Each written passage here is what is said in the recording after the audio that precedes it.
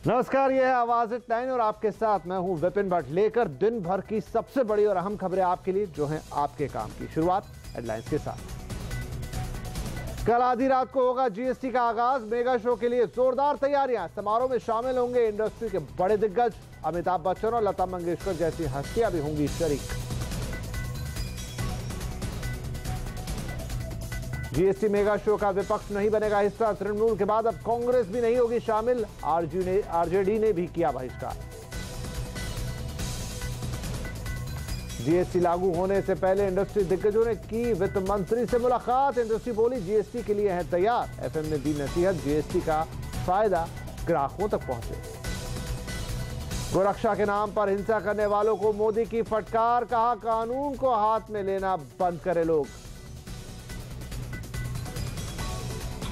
भक्ति करनी है, गाय की रक्षा करनी है, तो गांधी जी ने और विनोबा जी ने हमें उत्तम राह दिखाया। महाराजा पर आया इंडिगो का दिल। एयर इंडिया को खरीदने की जताई इच्छा। विमानन मंत्रालय को लिखी चिट्ठी। एक्सपायरी के दिन बाजार ने टर्नओवर का बनाया नया रिकॉर्ड। 14 लाख करोड़ का हुआ कारोबार। निफ्टी 9,500 के ऊपर बंद। एमआरपी के नाम पर हेराफेरी होगी बंद। एक ही सामान के लिए नहीं होंगे अलग अलग दाम। सरकार ने जारी किया आदेश। और आ गई BMW की नई 5 सीरीज। सचिन तेंदुलकर ने की लॉन्च। 50 लाख से होगी कीमत की शुरुआत।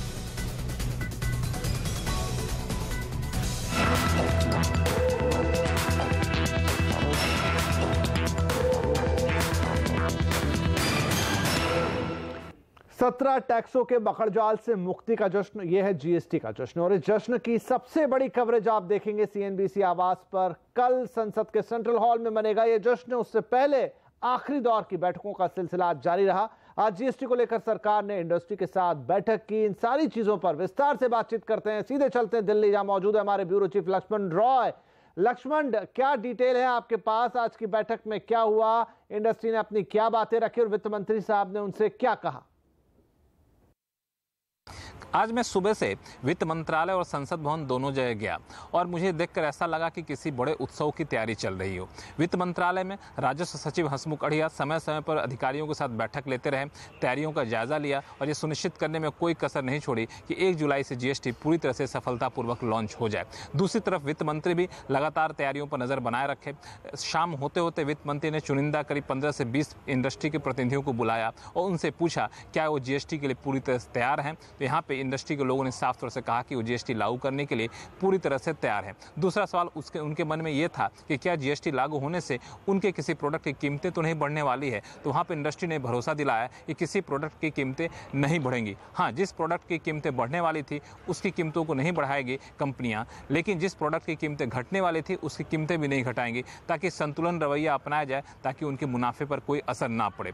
दूसरी तरफ संसद भवन में आज सुबह से ही सेंट्रल हॉल की लाइटिंग हो, उसके फर्श हो, सीट के अरेंजमेंट हो, उसकी सारी तैयारियां अंतिम चरण में थी। उसकी कल भी रिहर्सल हुआ था, आज भी कुछ हद तक रिहर्सल किया गया, ताकि कल जब जीएसटी को लॉन्च किया जाए 12 बजे रात में तो कोई वहां पर कमी दिखाई ना दे। चले लक्ष्मण, बने रहिए हमारे साथ। कुछ और खबरें बता देते हैं। जीएसटी की इंडस्ट्री ने वित्त मंत्री को भरोसा दिलाया कि वो पूरी तरह से जीएसटी के लिए तैयार है।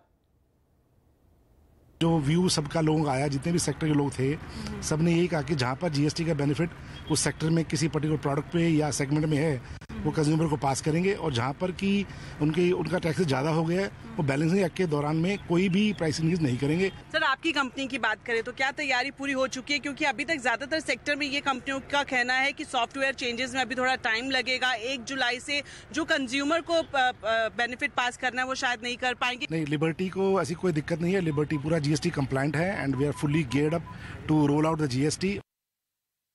वित्त मंत्री ये जानना चाहते थे कि कोई इन्फ्लेशनरी इम्पैक्ट तो नहीं होगा, तो फोकस ज़्यादा कंज्यूमर गुड्स पे था, जो एक्चुअली कॉमन मैन के लिए ज़्यादा अहमियत रखते हैं। तो ओवरऑल जो इम्पैक्ट है वो इन्फ्लेशनरी नहीं होगा, ये आउटकम आया। और वो हमसे जानना चाहते थे कि हम रेडी हैं कि नहीं। तो मैंने अपनी हॉस्पिटैलिटी इंडस्ट्री की तरफ से उनको आश्वासन दिया कि हमारी इंडस्ट्री रेडी है। चलिए, तो इंडस्ट्री तो कर रही है यहाँ पर जीएसटी का स्वागत। फिर एक बार बात करेंगे यहाँ पर जीएसटी के जश्न की, जिसकी तैयारियां पूरी कर ली गई है। संसद के केंद्रीय यानी सेंट्रल हॉल में भव्य समारोह किया जाएगा। लक्ष्मण हमारे साथ बने हुए, थोड़ी उनसे और बात कर ले। तो लक्ष्मण, 15 साल ऑलमोस्ट अटका पड़ा था जीएसटी, लेकिन कल हकीकत बन जाएगा। तो क्या कार्यक्रम है कल का, किस तरह का जश्न होगा और क्या बातें होंगी? वैसे तो कल सुबह से ही गहमागमी शुरू हो जाएगी, लेकिन जैसे जैसे शाम ढलते जाएगी आपको एक गहमागमी दिखनी शुरू हो जाएगी। 7 बजे जीएसटी काउंसिल की बैठक होगी, 1 घंटे तक बैठक चलेगी। आमतौर पर जीएसटी काउंसिल की बैठक की अध्यक्षता केंद्रीय वित्त मंत्री अरुण जेटली करते हैं और सभी राज्यों के वित्त मंत्री इसमें शामिल होते हैं। लेकिन पहली बार ऐसा होगा कि प्रधानमंत्री जीएसटी काउंसिल की बैठक को संबोधित करेंगे और 8 बजे जीएसटी काउंसिल की बैठक संपन्न हो जाएगी।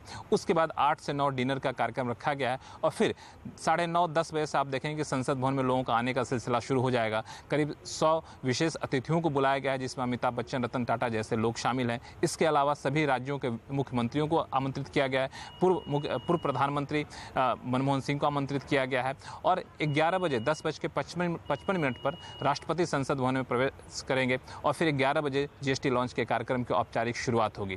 पहले वित्त मंत्री के भाषण से शुरुआत होगी, फिर प्रधानमंत्री और उसके बाद राष्ट्रपति भाषण देंगे और जैसे ही घड़ी की सुई 12 बजाएगी तुरंत जीएसटी का लॉन्च किया जाएगा। जीएसटी के औपचारिक लॉन्च के बाद एक वोट ऑफ थैंक्स दिया जाएगा और फिर करीब 12:20 तक जीएसटी के लॉन्च के कार्यक्रम संपन्न हो सकते हैं। जी लक्ष्मण, बहुत शुक्रिया। इधर जीएसटी को लेकर कल आधी रात होने वाले मेगा शो में कांग्रेस शामिल नहीं होगी। पूर्व प्रधानमंत्री मनमोहन सिंह से कांग्रेस अध्यक्ष सोनिया गांधी की मुलाकात के बाद कांग्रेस ने फैसला लिया है। इधर मनमोहन सिंह ने भी चीफ गेस्ट बनने का ऑफर ठुकरा दिया। तो लक्ष्मण, जैसा आप बता रहे थे, तो अब लगता तो नहीं है कि आएंगे मनमोहन सिंह। वैसे इधर लालू यादव की पार्टी आरजेडी ने भी जीएसटी समारोह में हिस्सा न लेने का ऐलान किया है। टीएमसी पहले ही इसका बहिष्कार कर चुकी है। आज तक जो आधी रात को सेंट्रल हॉल में फंक्शन हुए हैं वो आजादी से जुड़े हुए और आजादी की खुशियां मनाने में और आजादी का जश्न मनाने के लिए हुई हैं 47 से लेकर 97 तक। कांग्रेस के बहिष्कार के फैसले की सरकार ने आलोचना की है। वित्त मंत्री अरुण जेटली ने कहा कि कांग्रेस का फैसला समझ से परे है। Now those who have been a party to this consultation and decision-making process must also accept this is not a decision of the central government. It's equally a decision which 31 state governments and union territories have been a party to. And these are representing various political complexions. They must now display broad shoulders and own up this decision. GST समारोह के मोर्चे पर भी नीतीश कुमार ने लालू यादव से अलग राह पकड़ी है। नीतीश कुमार ने जेडीयू के जीएसटी लॉन्च के कार्यक्रम में शामिल होने का ऐलान किया है। हालांकि वो खुद इसमें शामिल नहीं होंगे। पार्टी की ओर से कमर्शियल टैक्स मंत्री विजेंद्र प्रसाद यादव समारोह में शामिल होने के लिए जाएंगे। नीतीश कुमार ने कहा है कि सभी राजनीतिक पार्टियों को जीएसटी का समर्थन करना चाहिए। ये बहुत बड़ा टैक्स सुधार है, इससे सभी राज्यों को फायदा होगा।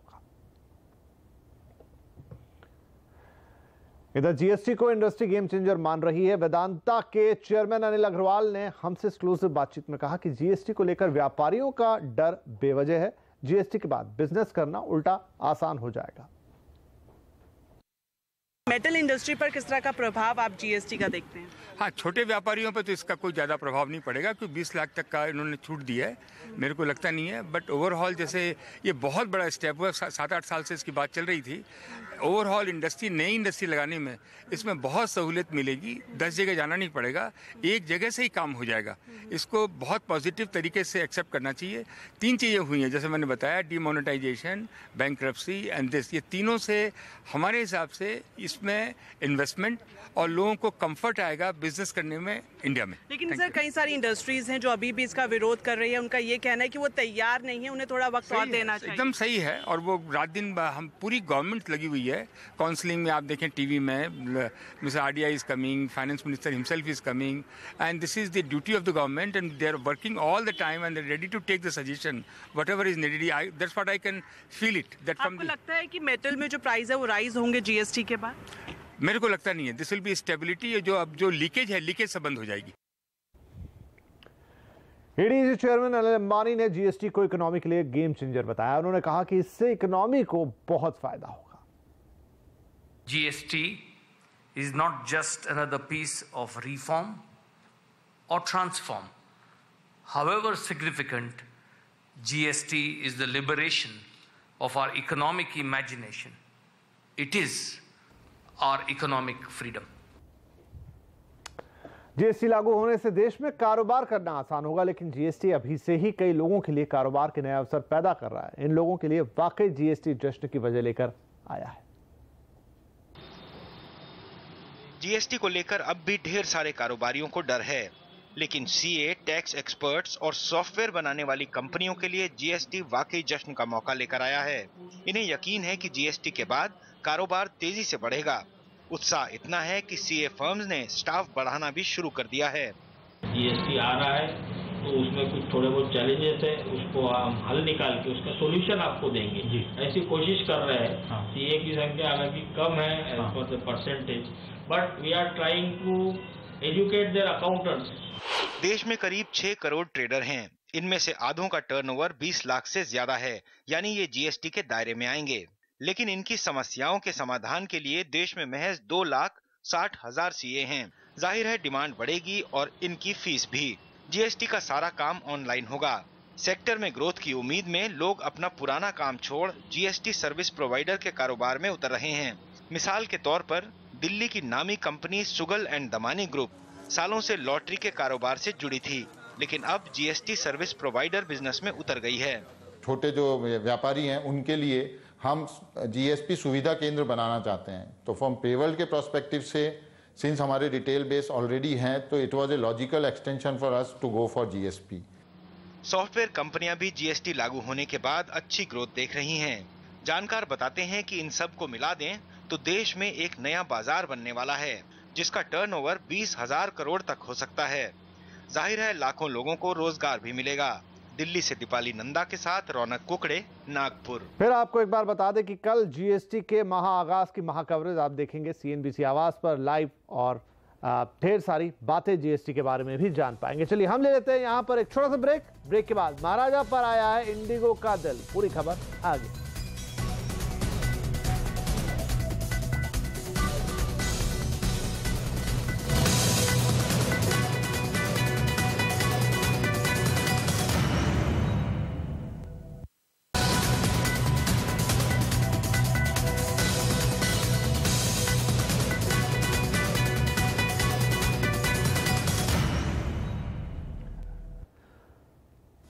अब बात करेंगे बाजार की, जहां अंतिम आधे घंटे में आज जोरदार मुनाफा वसूली देखने को मिली। एक्सपायरी के चलते भी बाजार में काफी उतार चढ़ाव था। ऊपरी स्तरों से सेंसेक्स करीब 250 पॉइंट लुढ़का, हालांकि निफ्टी जैसे तैसे 9500 के स्तर को बचाने में कामयाब रहा। बाजार में सबसे ज्यादा दबाव बनाया सरकारी बैंकों और फार्मा शेयर्स ने।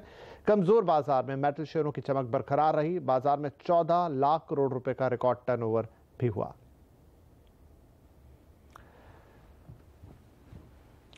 इंडिगो एयर इंडिया में हिस्सा खरीद सकती है। जानकारी आज खुद विमानन मंत्रालय की तरफ से आई है। मंत्रालय ने यह भी कहा है कि इंडिगो के अलावा अभी किसी और एयरलाइंस ने फिलहाल ऐसी इच्छा नहीं जताई है, लेकिन कोई भी एयरलाइंस इसके लिए आगे आ सकती है। आपको बता दें कि कल ही कैबिनेट ने एयर इंडिया के विनिवेश को मंजूरी दी है। We received a letter from Indigo expressing their interest in Air India. Of course, they recognize that it is very early in the process and that the alternative mechanism that has been established under the chairmanship of the Honorable Finance Minister has just begun its work. But I think they wanted to indicate quite early in the process that they are interested in Air India, and that is what they have formally communicated to us through a letter that they gave to the Honorable Minister of Civil Aviation and to myself. Air India के विनिवेश पर आज एक बड़ा बयान देते हुए सुब्रमण्यम स्वामी ने जयंत सिन्हा पर निशाना साध दिया। विदेशी कंपनियों से उनके संबंधों के कारण जयंत सिन्हा को विनिवेश से उन्होंने दूर रखने की सलाह दे दी है। जयंत सिन्हा है, ये तो मॉर्गन स्टैनली और ये जो कंपनीज हैं इनकी काम करता था, तो वो आज सिविल एविएशन मिनिस्टर है, तो उसको दूर रखना चाहिए। इंडिगो का प्रस्ताव कितना दमदार है, बात करते हैं केपीएमजी के अंबर दुबे से। अंबर, क्या इंडिगो के लिए एयर इंडिया को खरीदना तर्कसंगत है, प्रैक्टिकल है? केपीएमजी इन सारी एयरलाइंस के साथ काम करता है, तो इसलिए मैं किसी एयरलाइन विशेष के बारे में बात नहीं कर पाऊंगा। लेकिन एक मूलभूत रूप से अगर इसको देखा जाए तो एयर इंडिया के पास बहुत ही वैल्यूएबल एसेट्स हैं। उनके पास ये 14% का मार्केट शेयर है डोमेस्टिक में और 17% है इंटरनेशनल में। इसके अलावा इनके पास 120 प्लस एयरक्राफ्ट है और इनके पास लोग हैं, इंस्टीट्यूशनल नॉलेज है और सबसे बड़ी बात स्लॉट्स है। आज के ज़माने में अगर आप देखें दिल्ली बॉम्बे में स्लॉट्स अवेलेबल नहीं है और similarly Dubai, London, New York, Chicago और भी जो मेजर ग्लोबल एयरपोर्ट्स हैं वहाँ पर भी स्लॉट्स अवेलेबल नहीं है। तो जो भी एयर इंडिया को लेगा उसको एक तरह से ये बोनांजा मिलेगा। एक ये वन टाइम ऑफर है, विनर टेक्स ऑल की सिचुएशन है और जो रह जाएगा वो पीछे रह जाएगा। तो इसलिए केपीएमजी ने हमेशा से मेंटेन किया है कि अगर इसमें हम जो डेट है एयर इंडिया का, इसको अगर हम एड्रेस कर दें और रिस्ट्रक्चर करने के कई तरीके होते हैं, अगर इसके जो ऋण है उसको हम रिस्ट्रक्चर कर लें तो इस कंपनी के पास बहुत ही वैल्यूएबल एसेट्स हैं और उन एसेट्स के लिए कई खरीदार बाजार में अवेलेबल होंगे। शुक्रिया अंबर। और एमआरपी के नाम पर अब हेरा फेरी होगी बंद, कैसे देखेंगे आगे।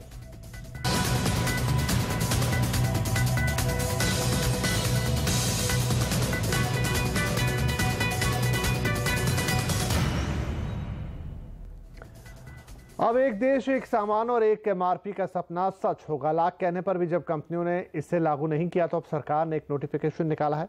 इससे मॉल से लेकर एयरपोर्ट और सड़क किनारे एक चीज एक ही एमआरपी पर रहेगी।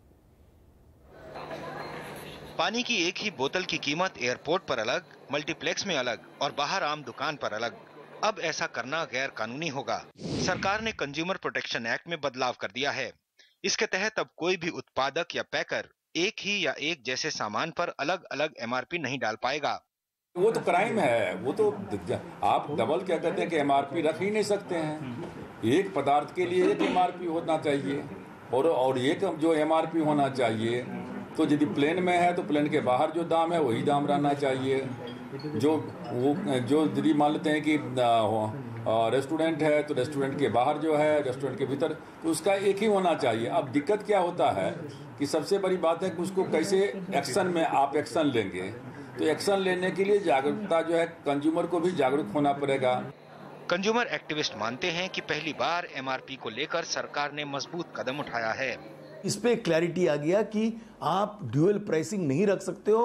जो एमआरपी है 1 लीटर पानी के लिए जो सबके लिए है वो सबके लिए होना चाहिए और एक ढंग के होनी चाहिए। तो ये क्लैरिटी आ गया।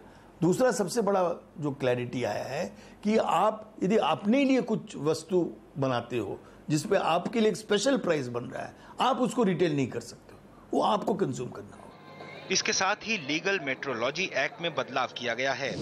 इसके मुताबिक एयरपोर्ट, स्कूल, कॉलेज या होटल जैसे जो संस्थान अपने लिए किसी सामान की विशेष पैकेजिंग करवाते हैं वे इसे रिटेल में नहीं बेच पाएंगे। इनके लिए प्रोडक्ट बनाने वाली कंपनी को पैकेट पर नॉट फॉर रिटेल सेल लिखना होगा। इसके अलावा पैकेट पर बेस्ट बिफोर और यूज बाय डेट जैसे मैसेज भी बड़े अक्षरों में लिखने होंगे। एमआरपी के साथ लिखना होगा कि ये सभी टैक्स के साथ है। इंपोर्टेड आइटम की मात्रा की गारंटी के लिए बार कोड और क्यूआर कोड डालना जरूरी होगा। ये सारे नियम 1 जनवरी 2018 से लागू होंगे। रोहन सिंह, दिल्ली। अगर आप राजधानी दिल्ली में रहते हैं और मैकडोनल्ड्स खाने के शौकीन हैं तो ये खबर आपको थोड़ा मायूस कर सकती है, क्योंकि दिल्ली में मैकडोनल्ड्स के 55 में से 43 आउटलेट्स को बंद करने का फैसला किया गया है। दरअसल अमेरिकी कंपनी मैकडोनल्ड्स और उसके 50-50 हिस्सेदारी वाले joint venture Connaught plaza restaurant private limited के बीच चल रहे कलह ने एक नया मोड़ ले लिया है। सीपीआरएल बोर्ड ने कड़ा कदम उठाते हुए दिल्ली में चल रहे 55 में से 43 मैकडोनल्ड आउटलेट्स को आज बंद करने का फैसला कर लिया है। ये जेबी कंपनी नॉर्थ और ईस्ट इंडिया में मैकडोनल्ड्स के स्टोर्स को ऑपरेट करती है। BMW इंडिया ने आज अपनी 77वीं जनरेशन वाली 5 सीरीज को लॉन्च कर दिया है। नई 5 सीरीज की कीमत करीब 50 लाख से शुरू होकर 61 लाख रुपए तक जाती है। नई 5 सीरीज की सबसे बड़ी खासियत है कि ये पहले के मुकाबले स्पोर्टी है, 70 किलोग्राम वजन में हल्की है और फीचर्स भी पहले से ज़्यादा हैं। इसके डिज़ाइन और कई फीचर्स 7 सीरीज से भी मिलते हैं। कंपनी ने नई 5 सीरीज में 3 इंजन ऑप्शन दिए हैं, 2 डीजल और 1 पेट्रोल। तीनों ही वेरिएंट में 8 स्पीड ऑटोमेटिक गियर हैं। इसके बेस वेरिएंट में 520D में 2 लीटर का डीजल इंजन है जो 190 bhp का पावर देता है। इसके टॉप मॉडल में 530DM स्पोर्ट्स में 3 लीटर का इंजन आपको मिलेगा।